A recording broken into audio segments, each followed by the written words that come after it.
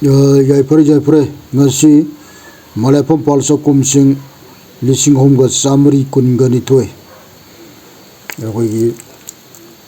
Tawan Tagi Sesat Taraga Manga Message da ngasi Sagonji Nimiki Yakogi Kuman Yugi Matamasida Aina Yakogi Mite Lepak Kanai Paki Lam Tugi Maming Tongiba Lamit Ki Matang da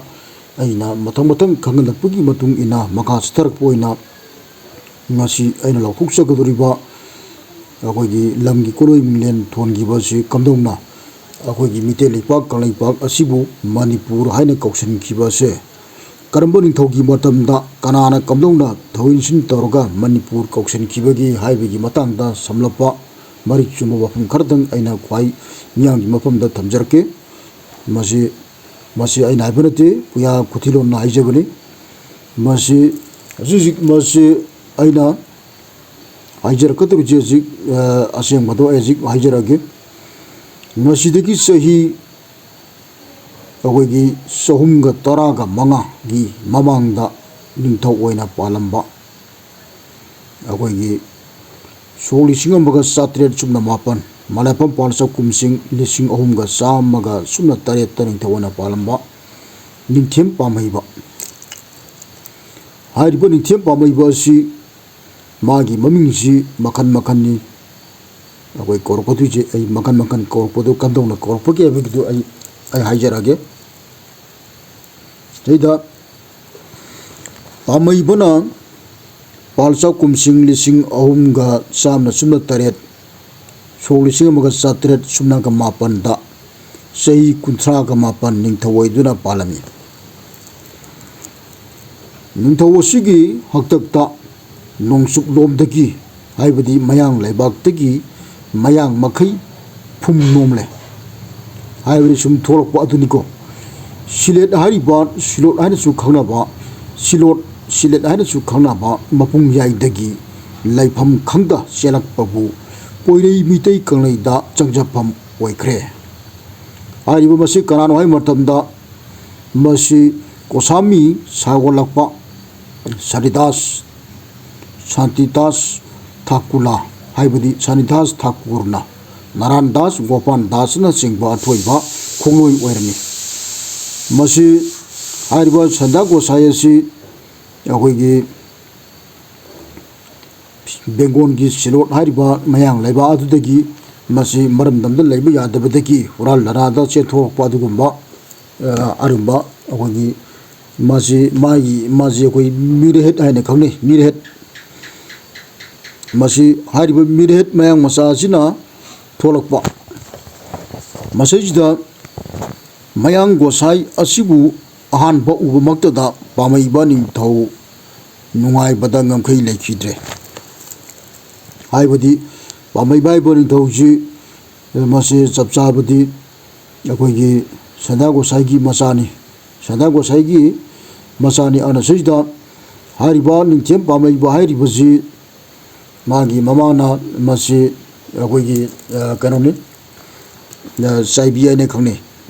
masiniko masi wari ko matang legre ana sajda asumna Mafam Saba Pangle Haiduna Mayangi Matar Taba Horule Pamaibu Matik Mayai Tagat Aduna Nataba Torambu Torre Oida Padaba Wangatana Paying Saduna Mitaining Tobu Lana Lamjing Bige Kanbana Matok Tabu Oikre Mayangi Masat Ulagle Sanidas Gosaina Ning Togi Mating Laurage Haiduna Simjin Sajan Bawangang Wangatabu Takpire Masi asumna ningthau pungning chawna tabiu ningthau nahaki laipaki athoibani haina hairiba lai sana mahina aibu kauthorle sini kamar haijali masi asigum laba yamna mirhet oiba digumba cholum sa gidraba asina waji aran bahijin baitare laboiba yak ingak paina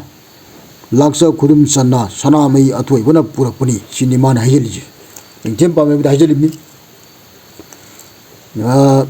asigum laba mayang mahu chawba Sanidas Gosai miret asini kaubana arepa laitana hairakli yening tho Meitei ꯂꯩꯄꯥꯛ ꯑꯁꯤꯒꯤ ꯇꯤꯟꯈꯣꯡ ꯂꯥꯏꯈꯣꯡ ꯐꯅꯅꯕ ꯅꯤꯡꯊꯧ ꯅꯪꯒꯤ ꯀꯣꯅꯨꯡꯗ ꯂꯝꯕꯣꯏꯕ ꯑꯩꯕꯨ ꯊꯝꯕꯤꯌꯨ ꯑꯗꯨꯝ ꯇꯧꯔꯕꯗꯤ ꯅꯤꯡꯊꯧ ꯅꯃꯥꯟꯅꯕ ꯃꯔꯛꯇ ꯅꯨꯃꯤꯠꯀꯨꯝ ꯃꯁꯣꯡ ꯆꯥꯎꯅ ꯅꯊꯟꯇ ꯉꯥꯟꯒꯗꯕꯅꯤ ꯍꯥꯏꯗꯅ ꯑꯁꯨꯝꯅ ꯅꯤꯡꯊꯦꯝ ꯄꯥꯝꯃꯩꯕ ꯑꯁꯤꯒꯤ ꯃꯐꯝꯗ ꯁꯅꯥ ꯒꯣꯁꯥꯏ ꯑꯁꯤꯅ ꯅꯠꯇ ꯑꯣꯏꯗꯕ ꯋꯥꯁꯦ ꯍꯥꯏꯖꯜꯂꯦꯕ ꯃꯌꯥꯡ ꯃꯇꯤꯛ ꯑꯔꯨꯕꯕꯨ ꯅꯤꯡꯊꯧ ꯈꯖꯤꯛ ꯈꯪꯈꯤꯗꯦ ꯁꯤꯅꯤꯀꯣ ꯀꯨꯝꯖꯥ ꯀꯨꯝꯁꯤꯡ ꯑꯌꯥꯝꯕ ꯍꯧꯈ꯭ꯔꯦ ꯃꯁꯨꯃꯥꯏꯅ ꯇꯧꯗꯅ ꯃꯇꯝ ꯀꯌꯥꯁꯦ ꯍꯧꯈ꯭ꯔꯦ ꯃꯌꯥꯡ ꯃꯇꯥꯠ ꯍꯥꯏꯕꯅ ꯃꯤꯇꯩꯒꯤ ꯃꯔꯣꯟ ꯅꯤꯡꯊꯤꯅ ꯈꯪꯂꯕꯒ ꯃꯤꯇꯩ ꯃꯊꯪ ꯃꯈꯥ ꯌꯦꯡꯂꯛꯂꯦ ꯅꯤꯡꯊꯧ ꯃꯥꯒꯤ ꯃꯐꯝꯗ ꯑꯣꯏꯗ ꯄꯔꯦꯡ ꯁꯥꯕꯤꯔꯦ ꯍꯦ ꯅꯤꯡꯊꯧ ꯅꯪꯒꯤ ꯂꯩꯄꯥꯛꯀꯤ ꯑꯔꯤꯕ ꯂꯝꯆꯠꯄꯨ ꯍꯣꯡꯗꯣꯛꯇꯨꯅ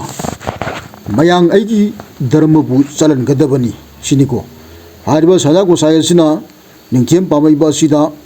ꯋꯥꯁꯦ ꯆꯤꯔꯣꯟ ꯇꯧꯁꯜꯂꯦ ꯃꯌꯥꯡ ꯑꯩꯒꯤ ꯑꯁꯤꯒꯨꯝꯂꯕ ꯂꯤꯆꯠ ꯄꯊꯥꯞ ꯆꯠꯅ ꯀꯥꯡꯂꯣꯟ ꯑꯁꯤ ꯙꯔꯃ ꯂꯥꯏꯅꯤꯡ ꯂꯥꯏꯁꯣꯟ ꯑꯁꯤ ꯆꯠꯍꯟꯒꯗꯕꯅꯤ ꯑꯗꯨ ꯑꯣꯏꯇꯥꯔꯕꯗꯤ ꯅꯪꯒꯤ ꯃꯤꯇꯩ ꯂꯩꯕꯥꯛ ꯑꯁꯤ ꯆꯥꯎꯈꯠꯀꯅꯤ ꯁꯤꯅꯤꯀꯣ ꯍꯥꯏꯖꯜꯂꯤꯁꯦ ꯅꯤꯡꯊꯧꯕꯨ ꯍꯥꯟꯅ ꯃꯌꯥꯡꯒꯤ ꯙꯔꯃꯗ ꯂꯥꯏꯃꯤꯡ ꯂꯧꯍꯜꯂꯦ ꯃꯁꯤꯁꯤꯗ ꯂꯥꯏꯃꯤꯡ ꯂꯧꯕꯗ ꯁꯣꯜꯂꯤꯕ ꯍꯔꯦ ꯔꯥꯝ ꯀ꯭ꯔꯤꯁꯅ ꯁꯣꯜꯂꯤꯕꯒꯤ ꯀꯩꯅꯣꯁꯤꯅ ꯑꯩꯈꯣꯏꯒꯤ ꯁꯅꯥ ꯒꯣꯁꯥꯏꯒ ꯊꯣꯡꯃꯤꯟꯅꯕ ꯒꯣꯄꯥꯜ ꯗꯥꯁ ꯍꯥꯏꯕꯁꯤꯅ ꯁꯣꯟꯕ ꯅꯤꯡꯊꯧ ꯃꯥꯒ ꯂꯣꯏꯅꯅ ꯂꯩꯃ ꯃꯈꯩꯕꯨꯁꯨ ꯃꯌꯥꯡꯒꯤ ꯂꯣꯟꯆꯠꯄꯨ ꯂꯧꯍꯟꯈ꯭ꯔꯦ ꯃꯌꯥꯡꯒꯤ ꯂꯥꯏꯅꯤꯡ ꯂꯥꯏꯁꯣꯟ ꯑꯁꯤ ꯃꯌꯥꯡꯒꯤ ꯂꯥꯏꯅꯤꯡ ꯂꯥꯏꯁꯣꯟ ꯙꯔꯃ ꯂꯤꯆꯠ ꯄꯊꯥꯞ ꯂꯧꯍꯟꯈ꯭ꯔꯦ ꯁꯅꯤꯗꯥꯁꯀꯤ ꯃꯅꯥꯏ ꯑꯊꯣꯏꯕ ꯒꯣꯄꯥꯜ ꯗꯥꯁ ꯀꯧꯕꯗ ꯂꯥꯏꯃꯤꯡꯒꯤ ꯄꯊꯥꯞ ꯂꯧꯕꯤꯈꯤꯕꯅ ꯒꯣꯄꯥꯜ ꯁꯤꯡꯍ ꯍꯥꯏꯅ ꯀꯣꯂꯣꯏ ꯍꯣꯡꯖꯈ꯭ꯔꯦ ꯁꯤꯅꯤꯀꯣ ꯍꯥꯏꯔꯤꯕ ꯅꯤꯡꯊꯦꯝ ꯄꯥꯝꯃꯩꯕ ꯑꯁꯤ ꯅꯤꯡꯊꯦꯝ ꯄꯥꯝꯃꯩꯕ ꯀꯧꯔꯝꯕꯗꯒꯤ ꯃꯥꯒꯤ ꯃꯃꯤꯡꯁꯤ ꯒꯣꯄꯥꯜ ꯁꯤꯡꯍ ꯍꯥꯏꯅ ꯃꯃꯤꯡꯁꯤ ꯂꯧꯈ꯭ꯔꯦꯕ ꯍꯥꯏꯕꯗꯤ ꯒꯣꯄꯥꯜ ꯗꯥꯁ ꯍꯥꯏꯔꯤꯕ ꯃꯌꯥꯡ ꯃꯆꯥ ꯑꯁꯤꯅ ꯁꯅꯤꯗꯥꯁ ꯒꯣꯁꯥꯏꯒ ꯊꯣꯡꯃꯤꯟꯅꯔꯛꯄ ꯁꯅꯤꯗꯥꯁ ꯒꯣꯁꯥꯏꯒꯤ ꯑꯩꯈꯣꯏꯒꯤ ꯌꯥꯝꯅ ꯂꯪꯅꯕ ꯃꯤ ꯑꯣꯏꯕ ꯑꯁꯤꯒꯨꯝꯂꯕ ꯒꯣꯄꯥꯜ ꯗꯥꯁ ꯍꯥꯏꯔꯤꯕꯁꯦ ꯃꯁꯤ ꯃꯌꯥꯡ ꯃꯆꯥ ꯑꯁꯤꯅ ꯂꯥꯏꯃꯤꯡ ꯃꯤꯈꯩ ꯑꯁꯤ ꯄꯥꯝꯃꯩꯕ ꯑꯁꯤꯗ ꯁꯣꯟꯖꯟꯕ ꯑꯁꯤꯗꯒꯤ ꯒꯣꯄꯥꯜ ꯗꯥꯁꯀꯤ ꯃꯃꯤꯡ ꯑꯁꯤ ꯂꯧꯔꯒ ꯅꯤꯡꯊꯦꯝ ꯄꯥꯝꯃꯩꯕꯒꯤ ꯃꯃꯤꯡ ꯑꯁꯦ ꯒꯣꯄꯥꯜ ꯁꯤꯡꯍ ꯍꯥꯏꯅ ꯀꯣꯂꯣꯏ ꯃꯤꯍꯨꯟ ꯇꯝꯈ꯭ꯔꯦꯕ ꯀꯅꯥꯅ ꯁꯅꯥ ꯒꯣꯁꯥꯏꯅ ꯊꯣꯟꯕꯤꯕ ꯑꯗꯨꯅ ꯁꯤꯗ ꯃꯤꯇꯩ ꯀꯪꯂꯩꯗ ꯒꯣꯄꯥꯜ ꯁꯤꯡꯍ ꯍꯥꯏꯕ ꯃꯤꯡ ꯑꯁꯤꯅ ꯏꯍꯥꯟ ꯍꯥꯟꯕ ꯕꯦꯡꯒꯣꯂꯤ ꯃꯌꯥꯡꯒꯤ ꯃꯤꯡ ꯊꯣꯟꯕ ꯍꯧꯈꯤꯕꯅꯤ ꯁꯤꯅꯤꯀꯣ ꯑꯗꯨꯅ ꯁꯤꯗ ꯑꯩꯈꯣꯏꯒꯤ ꯃꯤꯇꯩ ꯀꯪꯂꯩꯄꯥꯛꯀꯤ ꯀꯪꯂꯩꯆꯥ ꯄꯨꯅꯥꯏ ꯄꯨꯝꯅꯃꯛꯅ ꯈꯪꯕꯤꯒꯗꯕꯅ ꯃꯤꯇꯩ ꯂꯩꯄꯥꯛꯇ ꯃꯌꯥꯡꯒꯤ ꯃꯃꯤꯡ ꯊꯣꯟꯕ ꯍꯧꯈꯤꯕꯁꯦ ꯅꯤꯡꯊꯦꯝ ꯄꯥꯝꯃꯩꯕ ꯍꯥꯏꯔꯤꯕꯁꯦ ꯃꯁꯤꯒꯤ ꯅꯤꯡꯊꯧ ꯑꯁꯤꯗ ꯑꯩꯈꯣꯏꯒꯤ ꯒꯣꯄꯥꯜ ꯁꯤꯡꯍ ꯍꯥꯏꯗꯅ ꯃꯃꯤꯡ ꯊꯣꯟꯈꯤꯕꯁꯦ ꯃꯌꯥꯡꯒꯤ ꯂꯣꯟ ꯃꯌꯥꯡꯒꯤ ꯀꯩꯅꯣꯁꯦ ꯃꯁꯤꯗꯒꯤ ꯃꯇꯝꯗꯒꯤꯅꯤꯀꯣ ꯑꯗꯨꯅ ꯍꯥꯏꯔꯤꯕ ꯃꯌꯥꯡꯒꯤ ꯃꯃꯤꯡ ꯑꯍꯥꯟꯕ ꯊꯣꯟꯕ ꯍꯧꯈꯤꯕꯁꯤ ꯅꯤꯡꯊꯦꯝ ꯄꯥꯝꯃꯩꯕꯅꯤ ꯍꯥꯏꯔꯤꯕ ꯄꯥꯝꯃꯩꯕ ꯅꯤꯡꯊꯧ ꯑꯁꯤ ꯒꯣꯄꯥꯜ ꯁꯤꯡꯍ ꯃꯤꯡ ꯂꯧꯔꯤꯉꯩ ꯂꯩꯄꯥꯛꯀꯤ ꯋꯥꯊꯤꯟꯒꯥꯏꯕꯨ ꯑꯣꯏꯔꯔꯦ ꯍꯦꯛ ꯃꯥꯏ ꯃꯃꯤꯡꯁꯤ ꯑꯣꯟꯊꯣꯛꯈꯤꯕꯗꯒꯤꯁꯨ ꯀꯣꯛꯁꯤ ꯀꯩꯅꯣꯝ ꯂꯥꯛꯄ ꯍꯥꯏꯇꯥꯔꯦ ꯑꯗꯨꯅ ꯃꯌꯥꯡ ꯃꯄꯩ ꯂꯥꯛꯄꯕꯨ ꯃꯤꯌꯣꯛ ꯃꯤꯆꯥꯟ ꯐꯩ ꯍꯥꯏꯗꯨꯅ ꯂꯥꯏꯔ ꯑꯇꯣꯟ ꯑꯇꯥ ꯇꯥꯔꯕꯁꯤꯡꯕꯨ ꯅꯥꯎꯀꯣꯟꯕꯤꯔꯦ ꯍꯥꯏꯗꯨꯅ ꯅꯤꯡꯊꯧ ꯀꯣꯂꯣꯏꯕꯨ ꯍꯥꯏꯕꯗꯤ ꯅꯤꯡꯊꯦꯝ ꯄꯥꯝꯃꯩꯕꯒꯤ ꯀꯣꯂꯣꯏ ꯃꯤꯂꯦꯟꯁꯦ ꯒꯣꯄꯥꯜ ꯁꯤꯡꯍ ꯑꯅꯤꯁꯨꯕ ꯀꯧꯕꯗꯒꯤ ꯑꯃꯨꯛꯁꯨ ꯃꯥꯒꯤ ꯃꯃꯤꯡ ꯑꯁꯤ ꯁꯅꯥ ꯒꯣꯁꯥꯏꯅ ꯒꯔꯕꯅꯤꯋꯥꯁ ꯍꯥꯏꯅ ꯁꯅꯤꯗꯥꯁ ꯒꯣꯁꯥꯏꯅ ꯊꯣꯟꯕꯤꯈꯤ ꯁꯤꯅꯤꯀꯣ ꯁꯅꯤꯗꯥꯁ ꯒꯣꯁꯥꯏ ꯍꯥꯏꯔꯤꯕ ꯃꯌꯥꯡ ꯆꯣꯔꯝ ꯆꯥꯗꯕ ꯃꯤꯔꯦꯠ ꯑꯁꯤꯅ ꯉꯥꯛꯇꯅꯤꯀꯣ ꯇꯧꯔꯛꯏ ꯊꯕꯛꯁꯦ ꯃꯁꯤ ꯍꯥꯏꯔꯤꯕ ꯅꯤꯡꯊꯦꯝ ꯄꯥꯝꯃꯩꯕ ꯑꯁꯤ ꯃꯥꯒꯤ ꯃꯃꯤꯡꯁꯤ ꯑꯣꯟꯊꯣꯔꯛꯄꯗ ꯑꯅꯤꯁꯨꯕ ꯒꯔꯕꯅꯤꯋꯥꯁ ꯍꯥꯏꯕ ꯃꯤꯡꯊꯣꯟ ꯑꯁꯤ ꯑꯃꯨꯛ ꯊꯣꯟꯕꯤꯈ꯭ꯔꯦ ꯁꯅꯥ ꯒꯣꯁꯥꯏꯅ ꯃꯁꯤꯁꯤꯗ ꯑꯃꯨꯛ ꯃꯈꯥ ꯆꯠꯊꯔꯛꯄ ꯑꯣꯏꯅ ꯍꯥꯏꯔꯤꯕ ꯃꯌꯥꯡ ꯑꯁꯤꯅ ꯃꯅꯤꯡ ꯇꯧꯅ ꯊꯦꯝꯕꯕꯨ ꯌꯥꯗꯕ ꯂꯩꯈꯤꯗꯦ ꯑꯗꯨ ꯅꯣꯡꯒꯤꯕꯨ ꯅꯣꯡꯆꯨꯞꯂꯣꯝꯒꯤ ꯃꯌꯥꯡꯅ ꯊꯦꯝꯕ ꯌꯥꯏ ꯍꯥꯏꯗꯨꯅ ꯈꯣꯡꯅꯥꯡ ꯊꯥꯕ ꯌꯨꯃꯩꯁꯨ ꯑꯄꯣꯏꯅ ꯂꯧꯔꯤꯕ ꯃꯆꯥ ꯑꯁꯤꯅ ꯃꯃꯤꯡ ꯑꯃ ꯑꯃꯨꯛ ꯊꯣꯟꯕꯤꯔꯦ ꯍꯥꯏꯔꯤꯕ ꯅꯤꯡꯊꯦꯝ ꯄꯥꯝꯃꯩꯕ ꯑꯁꯤ ꯃꯃꯤꯡ ꯑꯃ ꯊꯣꯟꯕꯤꯔꯦ ꯀꯔꯤ ꯃꯃꯤꯡꯅꯣ ꯅꯤꯡꯊꯦꯝꯖꯥꯎ ꯅꯤꯡꯊꯦꯝ ꯃꯅꯤꯡ ꯃꯥꯏꯒꯩꯅ ꯊꯦꯝꯕ ꯌꯥꯏ ꯃꯌꯥꯡꯅ ꯊꯦꯝꯕ ꯌꯥꯏꯗꯅ ꯅꯤꯡꯊꯦꯝ ꯊꯣꯟꯕꯤꯕ ꯅꯤꯡꯊꯦꯝꯖꯥꯎ ꯇꯧꯅ ꯀꯧꯈꯤ ꯁꯤꯅꯤꯀꯣ ꯍꯥꯏꯔꯤꯕ ꯅꯤꯡꯊꯦꯝ ꯀꯣꯂꯣꯏ ꯁꯩꯁꯛꯂꯕꯗꯤ ꯄꯥꯝꯃꯩꯕ ꯃꯌꯥꯡ ꯃꯁꯨꯡ ꯂꯥꯡꯒꯤꯅꯤ ꯁꯤꯅꯤꯀꯣ ꯃꯁꯤ ꯑꯩꯈꯣꯏꯒꯤ ꯃꯌꯥꯡꯅ ꯊꯦꯝꯕ ꯌꯥꯕ ꯈꯣꯠꯄ ꯃꯌꯥꯡꯅ ꯇꯥꯠ ꯄꯥꯠ ꯇꯧꯕ ꯈꯣꯠꯄ ꯊꯦꯝꯕ ꯍꯥꯏꯕ ꯈꯣꯠꯄꯁꯤꯡꯁꯦ ꯂꯣꯏ ꯌꯥꯏ ꯍꯥꯏꯗꯅ ꯑꯩꯈꯣꯏꯒꯤ ꯌꯨꯃꯩꯁꯨ ꯂꯣꯏꯔꯃꯪ ꯈꯣꯡꯅꯥꯡ ꯊꯥꯕꯅ ꯃꯁꯤꯒꯤ ꯅꯤꯡꯊꯧ ꯑꯁꯤꯗꯤ ꯃꯌꯥꯡꯅ ꯇꯥꯠ ꯄꯥꯠ ꯇꯧꯕ ꯃꯣꯏꯊꯦꯝ ꯇꯧꯕ ꯑꯁꯤ ꯌꯥꯏ ꯃꯗꯨꯅ ꯃꯥꯒꯤ ꯃꯃꯤꯡ ꯑꯁꯤ ꯀꯣꯂꯣꯏ ꯊꯣꯟꯗꯕ ꯌꯥꯗ꯭ꯔꯦ ꯍꯥꯏꯗꯅ ꯑꯁꯦꯡꯕꯒꯤ ꯃꯃꯤꯡ ꯑꯁꯤ ꯑꯩꯈꯣꯏꯒꯤ ꯅꯤꯡꯊꯦꯝꯖꯥꯎ ꯍꯥꯏꯗꯅ ꯃꯃꯤꯡ ꯊꯣꯟꯕꯅꯦꯕ मागी आहान ममिंग पामैब कौई मागी पामैब कौरे मथंगदा गोपाल सिंह कौरे मथंगदा गवली वास कौरे मथंगदा अखोगी निंथेम जाव कौरे निंथेम हारिजे माई ममिंग से मरी ने लेरिस मसिनिको स्माइ तौतना थोलकपा सिकुलबा अखोगी निंथेम पामैबनी आरो सैजिदा असिकुलबा सोरम चादबा सदा गोसाई सिना सोलिसिम सात्रेट कुनगा मापनदा निंथेम पामैबा सिगा गवली वास हानसु खंगनबा मसिगा वा तानरे हरगा मतम मतम अखोगी मितेगी पुया से सोलिसिम मगा सात्रेट कुनगा मापनदा पुया से आहानबा मै थाबा हौख्रे अना वाक्सिंग कुरुमदो निपानबा वाक्सिंग दा थाखरे मथंगदा मेरा दा थाखरे अरगी मथंगदा ब्रिटिशन अमु मै थाबदा सोलिसिम चनिपान मौद्रा माथोइदे ब्रिटिशन अकोन मत मै हुं थाखरे अना अखोले बक्ता पुया मै थाखरे जे संपन्ना अकुप क्या लेग्रे अतुबु संपन्ना अचौबदा अहुमलक मै थाखरे सुमाइ तौदना पुयाग मै थादोक्तना खोतोक्तना अखोगी उमंग लाइगा थुगाइदना कुकाइदना मयाम जे मतम मतंग हाइरिबा सदा गोसाय सिना सुम निथौजिगा तानरगा सुम तौरपदगी अखोगी मा हाइरिबा अखोगी निंथेम पामैबना चिंबा अमसुंग सदा गोसायना चिंबा से लाइथुंग लना से फए ला सदा गोसाय से लाइथुंग लना पोलक्तना सुम तौरपदगी निंथेम पामैबा हाइरिबा सिना हाइरिबा सदा गोसाय से इंथोगा थमेबा तानथोएबा मासे लाइथुंग पोलमनिना कोनुंग लेबे यादतना मासे नुवाइतदना मासे नुसिरगजु नुवाइतदना हाइरिबा मयां सदा गोसाय से निंथेम पामैबना इंथोगा थमेबा मासे इंथोक मतमदा कराइदा चटकी हाय मतमदा हाइरिबा अखोगी सदा गोसाय से नोमाइजिंग सिंगदना मयामना काजी खंगनरिबा मयां मरोंदा सदा गोसायना थोंदलंबा बारुनी का हाइरिसिंगजे माना मसेजिदा नोमाइनि चिंगोंदा मु चंगजलुबदगी बारुनी मु थोंजलंबनेबा तौरी तौरी यामना चोम चागेदरा मिहेद मसाने माजे अनुसैदा हाइरिबा नोमाइजिंग चिंगोंगी वाखादा माजे मतम खर लैरे मसी लैबा मतमदा अखोगी हाइरिबा सदा गोसाय सिना लमलेन वाखागी मसेजिदा लेरको मतमदा अखोगी चिंगोई तुरेनगी अखोगी नोंसु पांगबदा लेरिबा लंदम असिदा हेक हेक इरुपा लालमी चिनिको कबोंग पाट आइना खंगनै कबोंग याम हौबा मसे कबोंग याम हौइ मतमदुदा कबोंग याम हौबा पाट से मसिगी पाट सिदा उनुपगदी लाइथुंग दना जे खरा कोकबा यायदना मसेजिदा अखोगी अखंगे जिंगना हाइजिनबदगी मसेजिदा लुपाइ तारे अना कबोंग पांबिना इकोई कोइना हौरगा पाट मसा अमा ओइना लेरमी मरम मदुना मफम अदुबु कबोंग पाट हाइना खंगनबनी होजिना कबोंग पाट हाइना खंगनब मफम दो होजिना अखोगी मयांग लारिंग नाइसोन ओइना गौरनगर काइना थोंदलग लेरि मफम दुनिको अदावाई कोरुपतो अदुम कोले अनुसैदा हारिबा पाट असिदा इरुप सरबदी लाइथुंग तिथुंग को पकपा फै हाइदुना मयांगी असिगुंदबा सदा गोसाई मिरेट असिना निमित खुदिंगी वाखादा इरुपा लालमी वाखाइना खंगनै को मदो अनुसैदा ममै थंगदा हाइरिबा मफम असि कबोंग पुट हाइना खंगनदुना खुन पानदुना मी लेरि लोइनना सरिदासना लालंबा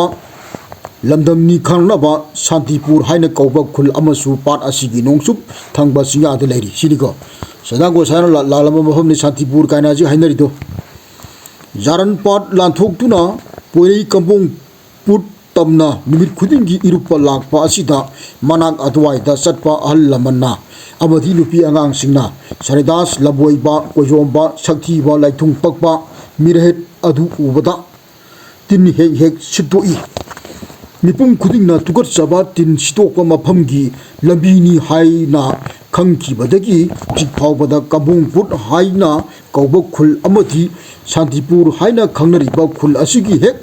मयाता अवांग थंगबदा चलीबा लमलोंग कैथेन यौबा लंबी असिबु तिनसिट लंबी हाइना खंगनरि सिनिको हजि मैमना कोइ तिनसिट लंबी अनि खंगनरि जे मसिनिको लंबी असिगी Jerome ओइरोम the लरिबा Singh असिबुना तिनसिट Ching हाइना ngasi फावबा खंगनरि तिनसिट चिंग मतिन जे सिटबा सदा गोसाइगी लैथुंग ना पकबा जि उबदा कोइ खंगनैगी मियाम जिंगना नुपी अंगांग ना चिंगबा हेक लैबा मी खुजिंगना मसक्सी जेरिंग दतना मतिन जे सिलंबा मफम अदो मधु तिनसिट लंबी ने खंगदे सिनिको मसजिदा असुम तौं चुम लेरपदगी nongma pamibagi khumlen manglan da Saridas pu urami haiduna ngasagi madi ngasagi pamibari thawasina sanago saya sidi tanthokram neba laithung paye nang chalo asai da lerurona inthok pai tare ado numani chingungi wakhata laigiba hai tare ado ngasagi matam kuin urakramnina ngasagi sanago saya si matam kuina ningtem pamai baba maning mai na thema yaba asing namba ling thau masi ju mitibong ni hariba mitibongi mayang masa jine masu ko masi da masina akoi urak pai tare noma pamai bagi khomlen manglan sada Saridas pu urami haiduna Saridas go saibu koksilure laithung korna ba maram kaya thijau humjen tuna hona bada yaba hona jare pamai lamba phangba mari raktrabada lorembam ahan maichau khorang thabaki mafamda sangjaduna nonja wahaina haijare khongpaiduna haijaba midai maichau ahal khorang thabana tangna kha purum ikonda irupsaru takpire masajida khorang thabana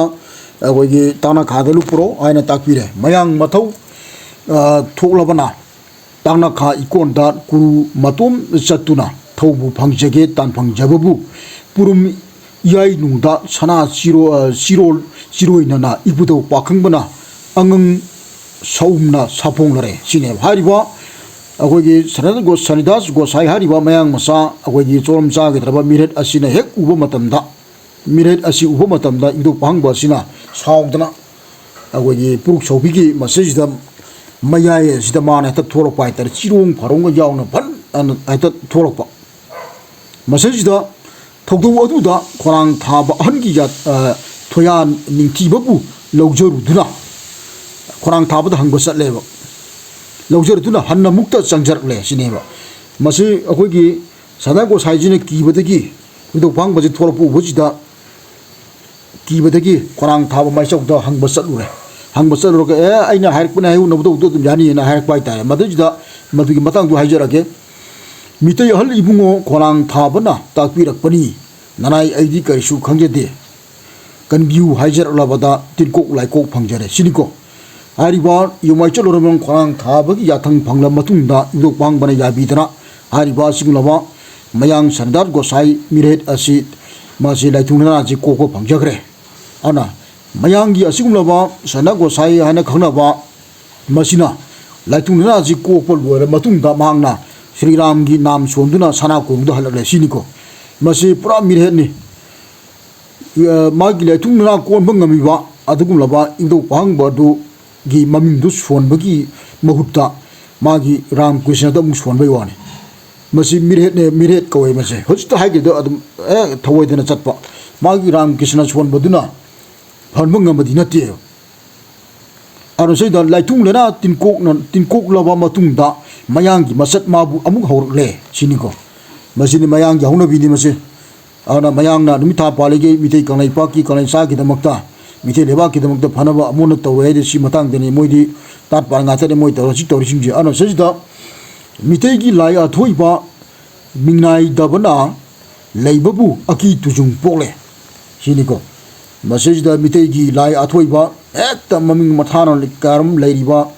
umang lai akogi songum pumanga chingma leiriba akoi chongpu taruna chingma leiriba ekta leiriba lai tin punamang singase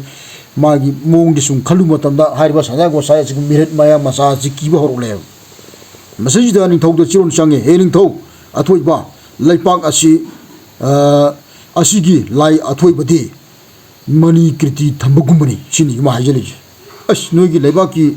lai athoiba sidi mani kriti thambagumani aduna laipak asidi asamba nate laifambu oiraba Manipur haina laifambu oiriba Manipur kauba mamingbu laipaki koloi minglen oira si hairabada pamaiba mayathang hoyare sinido adudar si smaina akogi laibaksi bana masajida Manipur an thonjalamba tare sadago saya singul ba chorum cha gi draba mi sina tholamba kulai mingela je akoi kanglai paki kanglai cha kunai punamangna mase kudak maksidagi laukthuna bagi damakta tharong tawba laukthok mathau tai kathap mathau tai sigi minje masini ko asum dokna akogi kanglai paki han laijaram ba maming koloi milen yamna phajakraba singwasi mana tholamba adugum laba milen kanglai pak kangla nolayang akoi pung haidan lairiba masini ko wari nutuk saron pung hari ja hichaki matam da kauba minglen masigi karon kalagi mamingji akoi mitele baki mamingje taraga nipal lay masi ai hana mamangda lautuk sakiba ai tinda habu jutu lautuk sakrabni adadum jengyu aru sai da hari ba akoi gi mitele bak kalai pak pu semben sajan ba sigun ba sana go sai miret asina thonal ma mingen manipur ha ba se masi asumna thondala mani masi lautuk ko mathau tai natrabadi akoi kalai pak singje sum kalai pak ki kalai sa kunai singje sum akoi gi tungda huri ba akoi gi saron suron sing le lakatur mam sing asina akoi bu ngasai gi mithibo mitamban oina leram labra haibagi report sima akoi da masi chapchana leide haibasi ai wakan thamjai masi marmaduna masi ariba akoi gi kalai pak ki aseng ba koloi mine la se masi lauthok pa khangan ba akoi gi malai world pithribi sim thongna da akoi gi gugun da kaida yengbada adum kalai pak oina thon ba thon labagi da makta masi akoi gi bai na basingna semi ba akoi gi akoi phamai ba phamthon jingna semi ba masi jai aru seida tungda hurei ba akoi gi saron suron kya lakatori ba akoi ngasi gi biron dan matang matang lakatori ba masina akoi gi kalai pak asi masak thongna nungai jai fana akoi gi ningka tamna leiba du phangnu gi damakta masi aina myamda akoi gi ai akang bar dang myamda kangan jabani anu seida mitei kalai pak manipur on khibase ngasi kaubu nongdagi mitei gi pongnapam kalai pak ase mayangi mayathang chandar gosai gi mayathang logduna manipur koloi nare haina asi wabu laipak myamda ningthem pame baran lauthokle sini go ningthem pame ban lauthokki bane hariba ngasidagi sai koi gi sani ga mogdra ga manga sure kalai pak ku manipur lauthokris masini ko anu seida hariba koi gi sada gosai na tondelamba sigulaba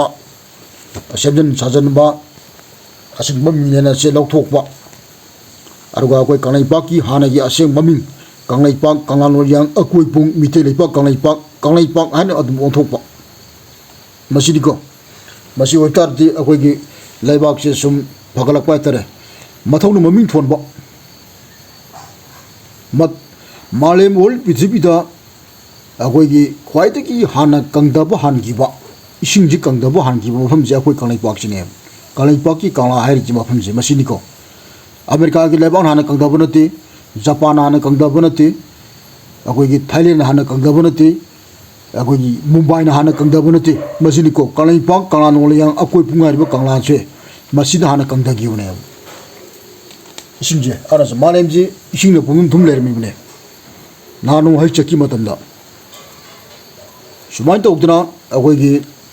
malem asida lariba thawai panba pandaba asachata lengni pariba pandaba lai tin mi purmak singase akoi gi mitale pak kalai pak ti loin mok thoki banga tane sini ko aduna marmaduna kalai pak ki asema maming ase mase sumai tokduna mayang na kaina namjin ba question ba amana hajin tokbuje mase sorulok daba mathon maming thon ba haibagi porse masi gi porse akoi gi kangla lo yang akoi pung haina maming thon biba masi hanau bu kono loi ba haina chu khangne ara tilikok tong ahan ba haina chu khangne sini ko akoi lebak se yamna ngigraba aduguna ba akoi gi lebak ki kore mine je tara ga nipane masi singo sibuna haibadi lalu sara maina na no hai chaki matam da thon ba loi grabane thon gu loi graba porsibo ngarang nan da sida mayang chanang usa chorum cha da miret adu laga mami ngata thonjan bada yaba nati masi lokfu ko damne masi ni ko yai pare anuna akoi gi bitele pak kalai pak ku sada go saina ningkhem pamai bagar tanaraga manipur haina ontho madagi mitei kanglai lamdam da tha gi akoi gi maming thiba hokibasi waxing thadagi horaga poinu thada loi masi hanagi ariba akogi ek male masina semokpadagi lerkpadagi werlaba adung laba tha waxing thadagi horaga poinu thada loi gedaba waxing viral lamta sajibu kale inga ngen thawal langban mera hiangai poinu asumna tha tran thwe si chumna thibasi torme ꯑꯗꯨꯕꯨ ꯄꯥꯝꯃꯩꯕ ꯅꯤꯡꯊꯦꯝ ꯄꯥꯝꯃꯩꯕ ꯅꯤꯡꯊꯧꯅ ꯄꯥꯟꯕ ꯃꯇꯝꯗ ꯃꯌꯥꯡꯒꯤ ꯁꯅꯤꯗꯥꯁ ꯒꯣꯁꯥꯏ ꯍꯥꯏꯔꯤꯕ ꯁꯤꯂꯣꯠꯇꯒꯤ ꯂꯥꯛꯄ ꯆꯤꯡꯂꯕ ꯆꯣꯔꯝ ꯆꯥꯈꯤꯗ꯭ꯔꯕ ꯃꯤꯔꯦꯍꯦꯠ ꯍꯥꯏꯔꯤꯕ ꯑꯩꯈꯣꯏ ꯁꯅꯥ ꯒꯣꯁꯥꯏꯁꯦ ꯃꯁꯤꯅ ꯃꯤꯇꯩ ꯀꯪꯂꯩꯄꯥꯛꯄꯨ ꯃꯅꯤꯄꯨꯔ ꯍꯥꯏꯅ ꯀꯣꯂꯣꯏ ꯃꯃꯤꯡ ꯑꯣꯟꯈꯤꯕꯗꯒꯤ ꯋꯥꯛꯆꯤꯡ ꯆꯩꯍꯧ ꯊꯥꯕꯨ ꯃꯌꯥꯡ ꯕꯪꯒꯥꯂꯤꯒꯤ ꯕꯦꯡꯒꯣꯜꯒꯤ ꯕꯩꯁꯥꯈꯤ ꯍꯥꯏꯕꯗꯤ ꯁꯖꯤꯕꯨ ꯍꯥꯏꯕ ꯊꯥꯗꯒꯤ ꯆꯍꯤ ꯍꯧꯔꯝꯈꯤ ꯃꯁꯤꯅꯤꯀꯣ ꯍꯥꯟꯅ ꯃꯃꯥꯡꯗ ꯑꯩꯈꯣꯏꯒꯤ ꯃꯤꯇꯩ ꯀꯪꯂꯩꯄꯥꯛꯀꯤ ꯑꯁꯦꯡꯕ ꯂꯥꯏꯒꯤ ꯍꯥꯛꯇꯛꯇꯒꯤ ꯑꯩꯈꯣꯏꯒꯤ ꯁꯤꯕꯨꯅ ꯃꯥꯂꯦꯝ ꯂꯩꯁꯦꯝ ꯅꯣꯡꯁꯦꯡꯄꯗꯒꯤ ꯍꯧꯔꯛꯑꯕ ꯋꯥꯛꯆꯤꯡ ꯊꯥꯗꯒꯤ ꯂꯥꯏꯒꯤ ꯀꯨꯝ ꯇꯝꯕ ꯐꯥꯏꯔꯦꯟ ꯊꯥꯗ ꯃꯤꯒꯤ ꯀꯨꯝ ꯇꯝꯕ ꯁꯨꯃꯥꯏꯅ ꯋꯥꯛꯆꯤꯡ ꯊꯥꯗ ꯊꯥꯡꯖꯤꯡ ꯂꯧꯇꯥꯔꯤꯕꯅꯤ ꯑꯅꯁꯩꯗ ꯃꯁꯤꯒꯤ ꯆꯞ ꯆꯥꯕ ꯑꯁꯦꯡꯕ ꯋꯥꯛꯆꯤꯡ ꯊꯥꯗ ꯋꯥꯛꯆꯤꯡ ꯊꯥ ꯍꯥꯏꯕꯗꯤ ꯋꯥꯈꯜ ꯈꯜꯂꯛꯄ ꯊꯥꯕ ꯋꯥꯛꯆꯤꯡ ꯊꯥ ꯍꯥꯏꯕꯅꯤ ꯋꯥꯈꯜ ꯈꯟꯗꯅ ꯀꯔꯤꯒꯨꯝꯕ ꯊꯕꯛ ꯑꯃ ꯇꯧꯕ ꯌꯥꯔꯣꯏ ꯁꯖꯤꯕꯨꯗ ꯑꯣꯏꯔꯤꯕꯁꯤꯗꯤ ꯋꯥꯈꯜ ꯈꯟꯕ ꯂꯣꯏꯔꯒ ꯐꯨ ꯇꯥꯁꯟꯕ ꯍꯧꯈ꯭ꯔꯕꯅꯤꯅꯦ ꯇꯥꯁꯜꯂꯤꯕ ꯄꯣꯠꯁꯦ ꯁꯦꯝꯕ ꯁꯥꯕ ꯀꯣꯛꯁꯦ ꯁꯥꯕ ꯍꯧꯈ꯭ꯔꯕꯕꯨ ꯁꯖꯤꯕꯨ ꯊꯥ ꯀꯧꯋꯦꯕ ꯋꯥꯈꯜ ꯈꯟꯗꯅ ꯀꯣꯛꯁꯦ ꯍꯥꯟꯅ ꯁꯥꯔꯛꯄ ꯌꯥꯕ ꯅꯠꯇꯦꯕ ꯑꯗꯨꯅ ꯇꯥꯏꯕꯪ ꯄꯥꯟꯕ ꯁꯦꯝꯃꯛꯄꯁꯤ ꯋꯥꯈꯜ ꯈꯜꯂꯒ ꯃꯄꯨ ꯃꯥꯛꯁꯤꯅ ꯃꯁꯥ ꯃꯊꯟꯇ ꯂꯩꯔꯝꯕꯗꯒꯤ ꯅꯨꯡꯉꯥꯏꯇꯗꯅ ꯑꯩ ꯊꯟꯗ ꯂꯩꯕꯅꯗꯤ ꯅꯨꯡꯉꯥꯏꯇ꯭ꯔꯦꯅ ꯈꯜꯂꯛꯄꯒꯤ ꯋꯥꯈꯜꯁꯦ ꯃꯁꯤꯒꯤ ꯃꯇꯝꯗꯨ ꯑꯗꯨꯕꯨ ꯀꯩ ꯀꯧꯏ ꯋꯥꯛꯆꯤꯡ ꯊꯥ ꯀꯧꯋꯦ ꯑꯅꯁꯩꯗ ꯃꯁꯤꯒꯤ ꯑꯁꯦꯡꯕ ꯂꯩꯔꯝꯕ ꯍꯥꯟꯅꯒꯤ ꯂꯥꯏꯒꯤ ꯃꯇꯝꯗꯒꯤ ꯂꯩꯔꯝꯂꯕ ꯑꯗꯨꯒꯨꯝꯂꯕ ꯑꯁꯦꯡꯕ ꯋꯥꯛꯆꯤꯡ ꯊꯥꯗꯒꯤ ꯆꯩ ꯍꯧꯅ ꯆꯠꯅꯔꯝꯕ ꯄꯣꯠ ꯑꯁꯦ ꯅꯤꯡꯊꯦꯝ ꯄꯥꯝꯃꯩꯕꯅ ꯁꯅꯥ ꯒꯣꯁꯥꯏ ꯑꯁꯤꯒ ꯇꯥꯟꯅꯔꯒ ꯑꯩꯈꯣꯏꯒꯤ ꯑꯔꯥꯟꯕ ꯑꯁꯤꯒꯨꯝꯂꯕ ꯃꯌꯥꯡ ꯕꯪꯒꯥꯂꯤꯒꯤ ꯕꯩꯁꯥꯈ ꯁꯖꯤꯕꯨ ꯍꯥꯏꯕ ꯊꯥ ꯑꯁꯤꯗꯒꯤ ꯆꯩ ꯍꯧꯍꯟꯈꯤ ꯑꯗꯨꯅ ꯍꯧꯖꯤꯛ ꯍꯧꯖꯤꯛ ꯃꯁꯤꯅꯤꯀꯣ ꯃꯤꯇꯩ ꯑꯩꯈꯣꯏꯒꯤ ꯑꯁꯦꯡꯕ ꯆꯩ ꯍꯧꯕꯁꯤ ꯋꯥꯛꯆꯤꯡ ꯊꯥꯗꯅꯤ ꯕꯪꯒꯥꯂꯤꯒꯤ ꯆꯔꯛ ꯄꯨꯖꯥ ꯅꯨꯃꯤꯠꯄꯨ ꯃꯤꯇꯩ ꯆꯩꯔꯥꯎꯕ ꯍꯥꯏꯅ ꯑꯣꯟꯊꯣꯛꯍꯟꯈꯤ ꯃꯤꯇꯩꯒꯤ ꯑꯔꯤꯕ ꯌꯦꯛ ꯁꯂꯥꯏꯗ ꯂꯩꯕ ꯆꯤꯡꯗꯗꯤ ꯍꯧꯖꯤꯛꯁꯨ ꯋꯥꯛꯆꯤꯡ ꯊꯥꯗꯒꯤ ꯍꯧꯔꯒ ꯄꯣꯏꯅꯨ ꯊꯥꯗ ꯑꯗꯨꯝ ꯂꯣꯏꯔꯤ ꯁꯤꯅꯤꯀꯣ ꯑꯗꯨꯅ ꯁꯤꯗ ꯑꯩꯈꯣꯏꯒꯤ ꯆꯞ ꯆꯥꯅ ꯍꯥꯟꯅ ꯃꯃꯥꯡꯗ ꯀꯪꯂꯩꯄꯥꯛ ꯑꯣꯏꯅ ꯀꯧꯔꯤꯉꯩ ꯃꯇꯝꯗ ꯋꯥꯛꯆꯤꯡ ꯊꯥꯗ ꯍꯧꯕꯁꯤ ꯆꯠꯅꯔꯝꯃꯤ ꯀꯨꯝꯒꯤ ꯆꯩ ꯍꯧꯕꯁꯤ ꯆꯍꯤ ꯑꯃꯒꯤ ꯆꯩ ꯍꯧꯕꯁꯤ ꯑꯗꯨꯅ ꯁꯤꯗ ꯑꯗꯨꯅ ꯀꯪꯂꯥꯗ ꯂꯩꯊꯣꯡ ꯐꯥꯠꯂꯤꯕꯅꯤ ꯀꯪꯂꯥꯗ ꯂꯩꯊꯣꯡ ꯐꯥꯠꯄꯁꯤ ꯑꯩꯈꯣꯏꯒꯤ ꯋꯥꯛꯆꯤꯡꯗ ꯐꯥꯠꯂꯤꯕꯅꯤ ꯀꯪꯂꯥ ꯂꯩꯊꯣꯡ ꯐꯥꯠꯄ ꯍꯥꯏꯅ ꯍꯥꯏꯅꯔꯝꯕꯗꯣ ꯍꯧꯖꯤꯛ ꯁꯖꯤꯕꯨ ꯑꯩꯈꯣই ꯀꯣꯡꯕ ꯂꯩꯊꯣꯡ ꯐꯥꯠꯄ ꯍꯥꯏꯅ ꯆꯠꯅꯈ꯭ꯔꯤꯁꯦ ꯃꯁꯤꯅꯤꯀꯣ ꯁꯖꯤꯕꯨ ꯊꯥꯗ ꯑꯣꯟꯊꯣꯛꯈꯤꯕꯗꯒꯤ ꯑꯣꯟꯅ ꯇꯩꯅꯕꯒꯤ ꯄꯣꯠꯁꯤ ꯂꯥꯛꯈꯤꯕ ꯍꯥꯏꯇꯥꯔꯦ ꯑꯗꯨꯅ ꯁꯤꯗ ꯃꯁꯤꯒꯤ ꯆꯞ ꯆꯥꯕ ꯑꯩꯈꯣꯏꯒꯤ ꯋꯥꯛꯆꯤꯡꯗ ꯆꯩ ꯍꯧꯕ ꯍꯥꯏꯕꯒꯤ ꯄꯣꯠꯇꯨ ꯃꯤꯇꯩ ꯀꯪꯂꯩꯄꯥꯛꯀꯤ ꯑꯁꯦꯡꯕ ꯍꯥꯟꯅ ꯆꯠꯅꯔꯝꯕ ꯑꯁꯦꯡꯕ ꯂꯥꯏ ꯌꯥꯡꯇꯛꯇꯒꯤ ꯆꯠꯅꯔꯝꯕ ꯑꯁꯦꯡꯕꯗꯨ ꯑꯩꯅ ꯍꯥꯟꯅ ꯃꯃꯥꯡꯗ ꯉꯁꯤꯗꯒꯤ ꯆꯍꯤ 3-4ꯒꯤ ꯃꯃꯥꯡꯗ ꯑꯩꯈꯣꯏꯒꯤ ꯑꯩꯒꯤ ꯇꯤꯟꯗ ꯍꯥꯏꯕꯗꯤ ꯌꯨꯇ꯭ꯌꯨꯕꯇ ꯂꯥꯎꯊꯣꯛꯆꯈ꯭ꯔꯕꯅꯤ ꯃꯗꯨꯗ ꯌꯦꯡꯕꯤꯌꯨ ꯑꯗꯨꯅ ꯁꯤꯗ ꯃꯁꯤꯅꯤ ꯅꯤꯡꯊꯦꯝ ꯄꯥꯝꯃꯩꯕꯅ ꯃꯅꯤꯄꯨꯔ ꯍꯥꯏꯗꯅ ꯀꯧꯁꯟꯈꯤꯕꯗꯒꯤ ꯁꯅꯥ ꯒꯣꯁꯥꯏꯅ ꯍꯧꯗꯣꯛꯑꯒ ꯅꯤꯡꯊꯦꯝ ꯄꯥꯝꯃꯩꯕꯅ ꯂꯥꯎꯊꯣꯛꯄ ꯃꯁꯤꯗꯒꯤ ꯑꯩꯈꯣꯏꯒꯤ ꯀꯪꯂꯩꯄꯥꯛꯀꯤ ꯑꯁꯦꯡꯕꯒꯤ ꯁꯛꯇꯝ ꯑꯁꯤ ꯃꯥꯡꯊꯕꯁꯦ ꯃꯁꯤꯗꯒꯤ 100% ꯍꯧꯈꯤꯑꯕ ꯃꯁꯤꯅꯤꯀꯣ ꯑꯗꯨ ꯁꯤꯗ ꯃꯤꯇꯩ ꯀꯪꯂꯩ ꯂꯝꯗꯝꯗ ꯊꯥꯒꯤ ꯃꯃꯤꯡ ꯊꯤꯕ ꯍꯧꯈꯤꯕꯁꯤ ꯋꯥꯛꯆꯤꯡ ꯊꯥꯗꯒꯤ ꯍꯧꯔꯒ ꯄꯣꯏꯅꯨ ꯊꯥꯗ ꯂꯣꯏ ꯄꯥꯝꯃꯩꯕ ꯅꯤꯡꯊꯧꯅ ꯄꯥꯟꯕ ꯃꯇꯝꯗ ꯁꯅꯤꯗꯥꯁꯅ ꯃꯤꯇꯩ ꯀꯪꯂꯩꯄꯥꯛꯄꯨ ꯃꯅꯤꯄꯨꯔ ꯍꯥꯏꯅ ꯀꯣꯂꯣꯏ ꯃꯃꯤꯡ ꯑꯣꯟꯈꯤꯕꯗꯒꯤ ꯋꯥꯛꯆꯤꯡ ꯆꯩꯍꯧ ꯊꯥꯕꯨ ꯃꯌꯥꯡ ꯕꯦꯡꯒꯣꯂꯤꯒꯤ ꯕꯩꯁꯥꯈꯤ ꯍꯥꯏꯕꯗꯤ ꯁꯖꯤꯕꯨ ꯍꯥꯏꯕ ꯊꯥꯗꯒꯤ ꯆꯩ ꯍꯧꯍꯟꯈꯤ ꯃꯤꯇꯩ ꯑꯩꯈꯣꯏꯒꯤ ꯑꯁꯦꯡꯕ ꯆꯩ ꯍꯧꯕꯁꯤ ꯋꯥꯛꯆꯤꯡ ꯊꯥꯗꯅꯤ ꯕꯦꯡꯒꯣꯜꯒꯤ ꯆꯔꯛ ꯄꯨꯖꯥ ꯅꯨꯃꯤꯠꯄꯨ ꯃꯤꯇꯩ ꯆꯩꯔꯥꯎꯕ ꯍꯥꯏꯅ ꯑꯣꯟꯊꯣꯛꯍꯟꯈꯤ ꯑꯗꯨꯅ ꯑꯦꯄ꯭ꯔꯤꯜꯒꯤ ꯇꯥꯔꯤꯛ 19-13 ꯀꯥꯏꯅ ꯃꯁꯤꯗ ꯍꯥꯏꯅꯔꯤꯁꯦ ꯑꯗꯒꯤ ꯑꯃꯨꯛ ꯑꯦꯄ꯭ꯔꯤꯜꯒꯤ ꯇꯥꯔꯤꯛ 19-13 ꯁꯨꯝ ꯇꯧꯕꯗꯒꯤ ꯐꯖꯗꯦꯅ ꯑꯩꯈꯣꯏꯒꯤ ꯃꯁꯤ ꯁꯖꯤꯕꯨꯒꯤ ꯅꯣꯡ ꯄꯥꯝꯕꯗ ꯑꯃꯨꯛ ꯑꯣꯟꯊꯣꯔꯛꯄ ꯃꯁꯤꯁꯨ ꯑꯃꯨꯛ ꯂꯥꯜꯂꯤꯕ ꯑꯗꯨꯝ ꯁꯤꯅꯤꯀꯣ ꯑꯗꯨꯅ ꯁꯤꯗ ꯆꯞ ꯆꯥꯕ ꯑꯁꯦꯡꯕ ꯇꯧꯒꯗꯕꯗꯤ ꯋꯥꯛꯆꯤꯡ ꯅꯣꯡ ꯄꯥꯝꯕꯗ ꯆꯩ ꯍꯧꯕꯤꯒꯗꯕ ꯃꯁꯤ ꯑꯩꯅ ꯍꯥꯏꯕ ꯅꯠꯇꯦ ꯑꯩꯈꯣꯏꯒꯤ ꯂꯥꯅꯤꯡꯊꯧ ꯁꯅꯥꯃꯍꯤꯅ ꯑꯗꯨꯉꯩ ꯆꯤꯡ ꯑꯁꯤꯕꯨ ꯀꯧꯅ ꯁꯥꯎꯟ ꯂꯥꯎꯟ ꯇꯧꯗꯅ ꯃꯥꯂꯦꯝ ꯂꯩꯁꯦꯝ ꯅꯨꯡꯁꯦꯝꯕꯒꯤ ꯃꯇꯝꯗ ꯍꯥꯏꯔꯝꯕ ꯋꯥꯅꯤ ꯑꯩꯅ ꯍꯥꯏꯕ ꯅꯠꯇꯦ ꯈꯨꯊꯤꯂꯣꯟ ꯄꯨꯌꯥꯅ ꯍꯥꯏꯕꯅꯤ ꯌꯥꯏꯐꯔꯦ